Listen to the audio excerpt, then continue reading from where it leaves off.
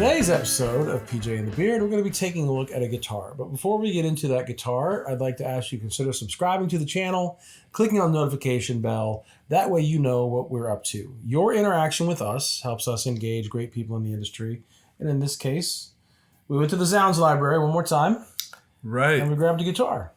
Yeah, so today, I'm excited that we're actually playing with this one tonight, right?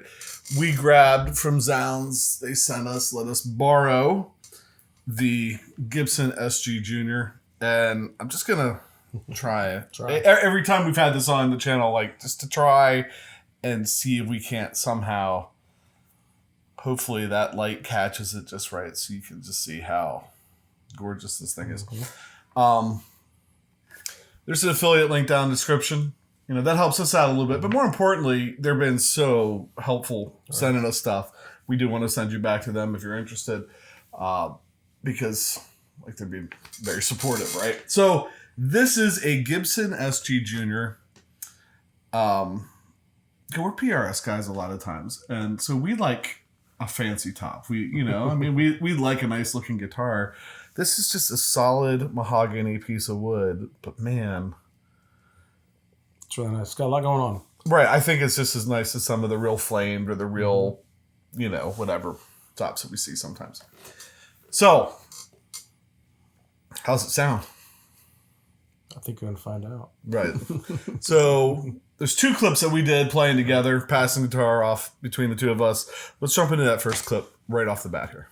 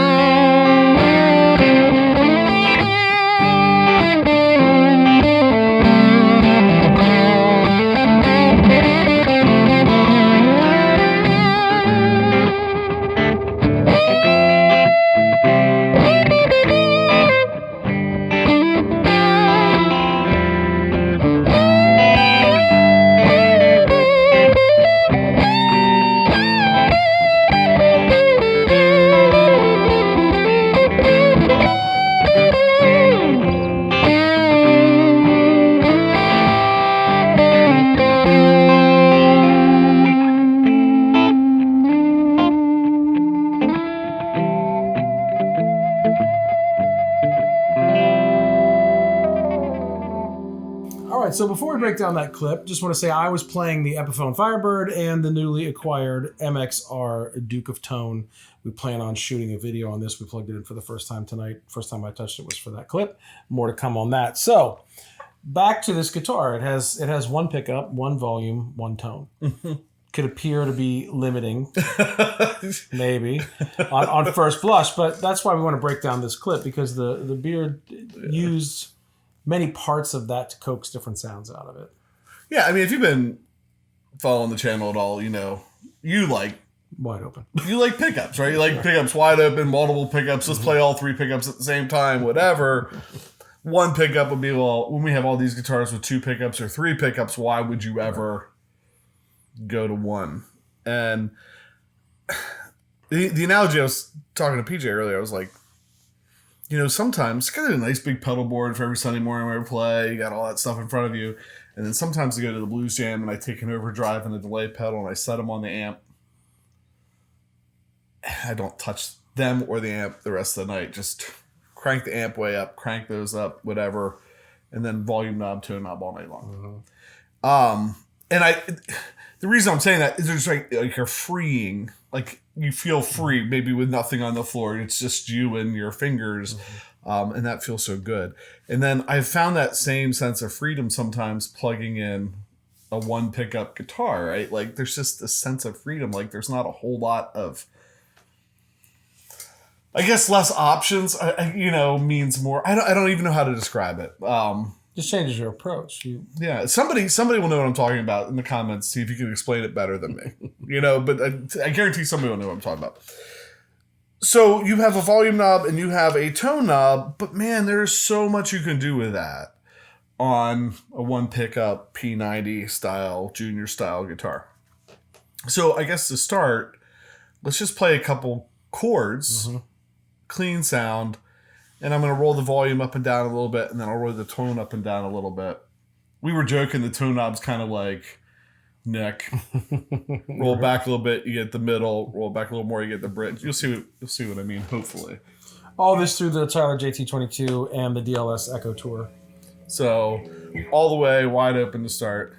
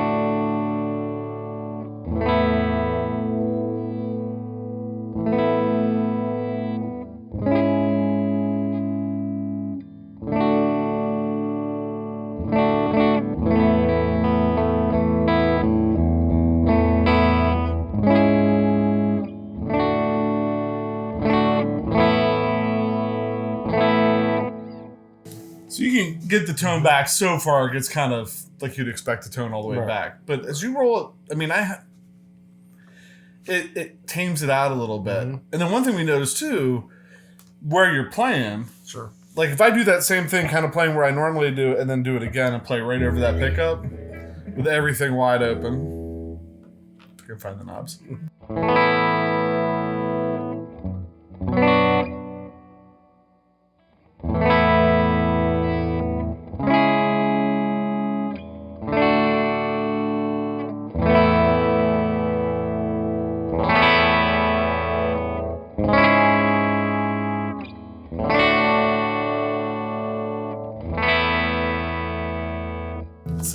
Pretty, but it depends on what you're doing. Right. A lot of times I tend to go near the bridge when I'm maybe upstroking on a minor chord or just something to add a little sparkle or top end or pizzazz.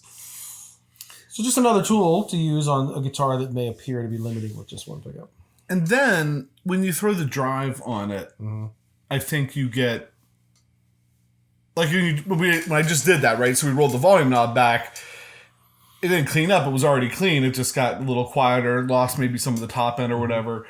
But that's a different story when you're just really... So in the clip and right now, we're going to use the speaker cranker. And you can see that we have the more gain or whatever you want to call it. I wouldn't say dime, but it's pretty close. It's 2 nickels. Right. It's pretty close to being all the way up. So then... Focusing more on the volume knob this time and some chords just to show you how that affects. So something like this. You start all the way up.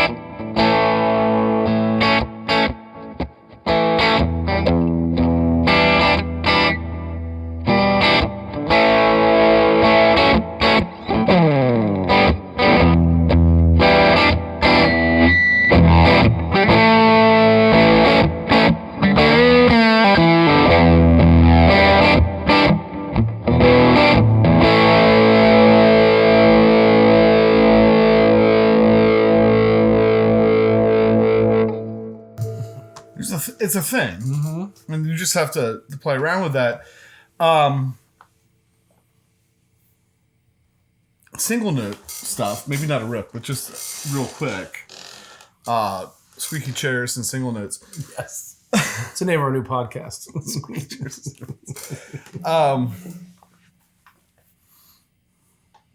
And then also the E note there and here on this guitar with this setup. Whenever you, at least before, whenever you hit it, it just blooms. Yeah. So some single note stuff with the volume knob.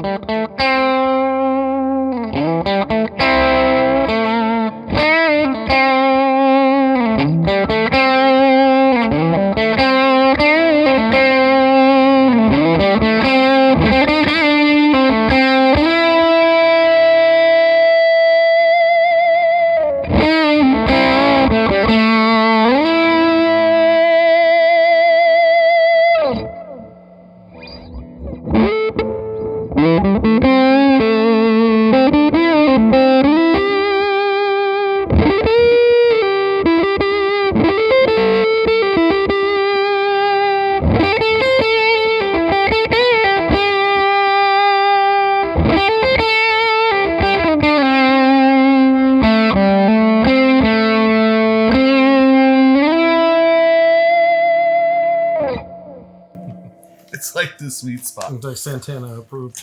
Right, so rolling that tone back at the end, you get that kind of more, I don't know, very cool. So we switched, you took it this time, ran it through the Fender. Right.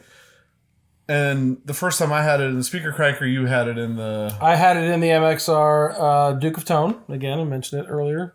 First time with it. And through the New X Tape Echo, which we've done an episode on as well. Tried to do that. Just tried to find... I did have to employ some of the same techniques that the Beard used as far as in this clip, trying to work the volume knob a little bit, trying to work the tone knob a little bit to just vary the sounds. Probably a little bit more of the tone than the volume. So it's fun. I found, to be honest, as you watch the clip, sometimes if I tried to roll the tone back too far, it got a little lost. But it came out with some pretty good sounds, I think. Yeah.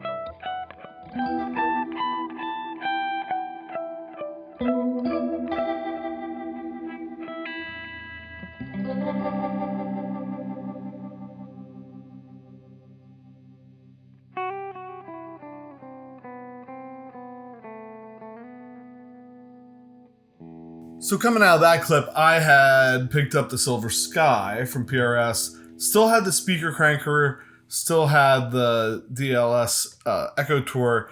Tamed the speaker cranker down a little bit, and then threw the Neo Instruments micro vent in there. The black one, the 122 one, just because I could. Because they're nice. So let's do specs. So I like to call this, I have to get the specs to do the specs. So again, we talked about we were playing a Gibson SG Junior with case, which I'll get to the case in a minute. I should have got it. It's right now my crutch. All day, every day on Zzounds, probably regular retail price $13.99. It's a lot of Gibson for $13.99. I think so. So we'll go through the specs. So it's an SG body shape. Who knew? The body material is mahogany. Tried to show you a little bit of that grain. It is covered in a gloss nitrocellulose lacquer. The neck is also mahogany, as you would imagine. It's a slim taper profile, 24.75 scale length. The fingerboard itself is rosewood with a 12-inch radius, 22 frets, medium jumbo frets. It is a Graphtec nut. Inlays are the acrylic dots. You have nickel hardware, a wraparound bridge, Vintage Deluxe tuning machines with white buttons. Not 1, not 2, not 3, not 4, but a 5-ply pickguard. The black top hat controls. You got the one P90 dog-eared pickup. That's this one. That's the one. The middle pickup in absentia, the neck pickup in absentia. So then we come to the volume, one tone, and they point out that it's hand-wired with orange drop capacitors. This particular guitar came with 10 to 46. It comes with this brown case. A lot of guitars come with gig bags, or maybe they don't come with a case anymore. But it seems like it, doesn't it? Yeah, Gibson is still doing it old school. A branded case, the nice brown case with the lovely red. Sometimes they're pink. And there's probably there's goodies in there. There's a strap in there. There's all kinds of other goodies that you'll have to buy to know what it is. But nice. A really nice case. Of course, we always say cases and then we throw it in a gig bag, but it does come with a nice case. I don't know about you, but I stick a little piece of gaff tape down, or painter's tape down here, right on what guitar, what year, what goes on it, and then stick it in the pile in the basement. And so when you go to sell it, you can say with case. You have it. It's there somewhere. You can put OHSC on your listing. Dual gig bag for any time you go to play that.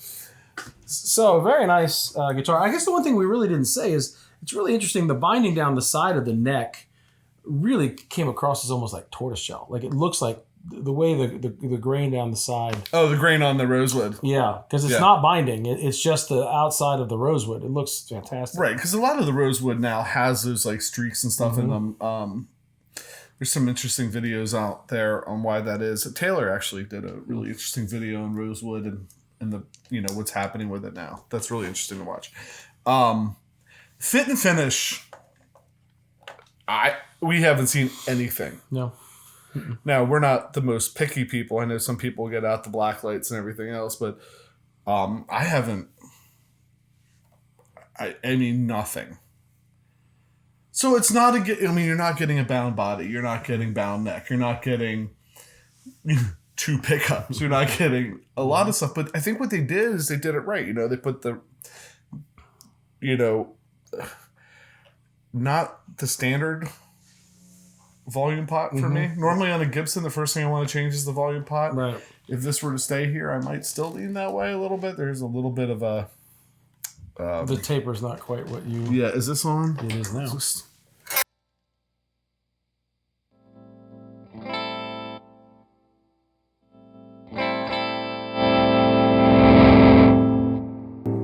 I don't know.